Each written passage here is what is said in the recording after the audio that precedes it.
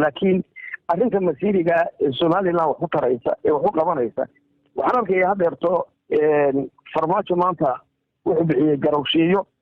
aan weligeed xukuumad iyo madaxweyne madaxweyne siyaad marre ka dambeeyay oo arrimaha Soomaaliland ka garaabay aanay dhicin dad badan oo siyaasiyiin ma ogola xataa Soomaaliland in loo garaabo in wax loo qabto waxa weeyaan anigu madaxweynuhu wixii wax qabad la'aan ka gaabiyana waa ku dhaliilaya wixii saxa uu qabtana waa ku taageeraya marka ma aha aqliyada madaxweynaha hadaad kala siyaasatihiin ama xukuumadda aad kala siyaasatihiin ama marka adiga albaabkiisu aanay ku furayn oo aynan wada hadin mar walba inaad ku taagnaato oo wax ka sheegto ama xumaan ka sheegto laakiin ama wanaagsan oo keeno caqliga iyo mandaqa saxa ay wax weeye wixii wanaagsan ee loo baahan yahay in lagu dhiirado madaxweynuhu dhiiranaan buu sameeyey raganimu sameeyey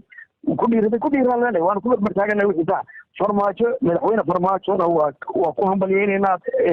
go'aanka gaaray waan arkay dad ficil qaba uga hadlaya Soomaaliland iyo shacbigeeda iyo SNM dawladda Soomaaliland Soomaaliya way isleen waana fideen maracil qabaan laakiin maanta waxa loo baahan yahay arrinkan lagu jiro in laga baxo iqraaf la'aanta iyo afsado sanadood meel cidla in la fadhiyo aanay ahayn in Soomaaliland jiho wax qabad iyo horumar loo jeeyo siyaasad furfuran la furo Soomaaliland dad badan way qayliyaan oo arkaysi shalay madaxweyne Silaay markuu imaaraadka uu wax la geliyay wala qayliyay maanta wax qabadkii iyo kheyraadkii markii la arkay way wada hambalyeynayaan anagu waxaan leenahay madaxweyne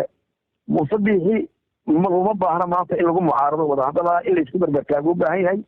madaxweynaha Soomaaliya waanu ku hambalyeynayna waxa weeyaan inuu sameeyay dhiiranaan aan madaxda koonfureed looga baran uu sameeyay waxaan leenahay shacabka uu tooyna wana soo dhaweeyay